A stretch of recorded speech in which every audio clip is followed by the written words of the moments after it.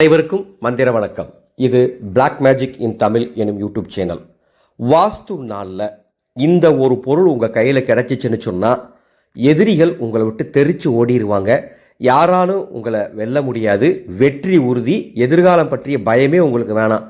ஒரு அற்புதமான மாந்திரீக ரகசியத்தை சொல்ல போகிறேன். ஆடியோ முழுசாக கேளுங்க. ஒரு அறிவிப்பு.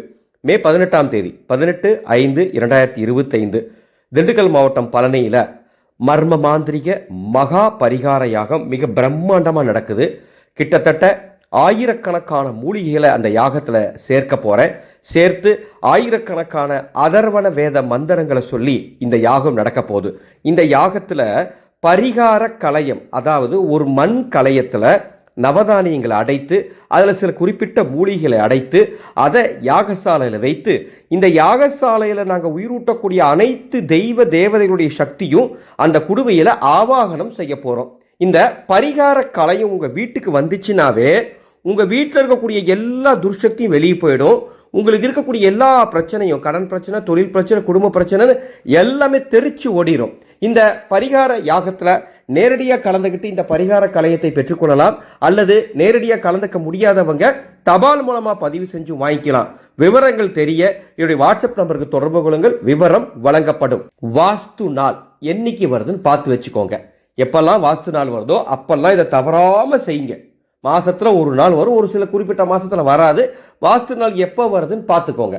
அந்த வாஸ்து நாளில் வாஸ்து நேரத்தில் நான் சொல்கிறேன், இந்த சூட்சமத்தை செஞ்சீங்கன்னா 100% பலன் கிடைக்கும். ஒருவேளை வாஸ்து நேரத்தில் செய்ய முடியலன்னா பரவாயில்ல, மற்ற எந்த நேரத்தில் வேலை செய்யுங்க. ராகு காலம் யமகண்டம் நேரம் தவிர. சரியா?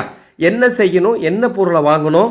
கற்பூரவல்லி இலை, கற்பூரவல்லி செடி ஒன்று வாங்கி வைத்து அதிலிருந்து ஒரு சில இலைகளை எடுக்கணும். எடுத்து ஒரு நிறை சொம்பு தண்ணீரில் கற்பூரவல்லி இலைகளை போட்டு உங்கள் வீட்டினுடைய நடு பகுதியில், ஹாலில், சென்டரில், மத்திய பகுதியில் அந்த சொம்பை வச்சிடணும். அரை மணி நேரம் அல்லது 1 மணி நேரம் அந்த சொம்பு அங்கேயே இருக்கணும். யாரும் தொடக்கூடாது, நகர்த்தக்கூடாது. உங்கள் வீட்டில் பிள்ளைகளுக்கு சொல்லி வச்சிருங்க அதை தொடக்கூடாது அப்படின்னு. ஒரு அரை மணி நேரம் அல்லது 1 மணி நேரம் வாஸ்து நாளில் வாஸ்து நேரத்தில் அங்கே இருக்கணும். வாஸ்து நேரத்தில் வைக்க முடியல, மற்ற நேரத்தில். சரிங்களா? அதை வச்சுட்டு நீங்கள் பாட்டுக்கு உங்கள் வேலையை பார்க்க போங்க.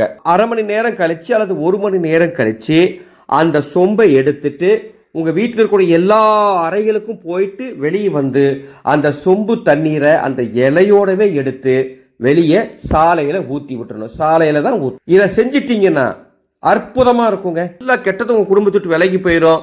எதிர்காலத்தை பற்றி பயம் வேணாம், யாரை பார்த்தும் பயப்பட வேண்டாம். நீங்கள் தான் வெற்றி அடைய போறீங்க. இந்த சூட்சமத்தை உங்களுக்கு தெரிஞ்ச அத்தனை பேருக்கும் பகிர்ந்துக்கோங்க. அன்பானவர்களே, தெய்வ உபாசனை முறைப்படி ஒரு குருவிடம் எடுத்துக்கொள்ள விருப்பமா? மே 18ஆம் தேதி தெய்வ உபாசனை வகுப்பு திண்டுக்கல் மாவட்டம் பழனியில் யாகம் நடைபெறும் நாளில் அந்த உபாசனை வகுப்பு நடைபெறுது. அதை பற்றி விவரம் தெரிந்து கொள்ள என்னுடைய வாட்ஸ்அப் நம்பருக்கு தொடர்பு கொள்ளுங்கள். மீண்டும் அடுத்த ஒரு பதிவில் சந்திக்கின்றேன். மாக்காளியே நமக.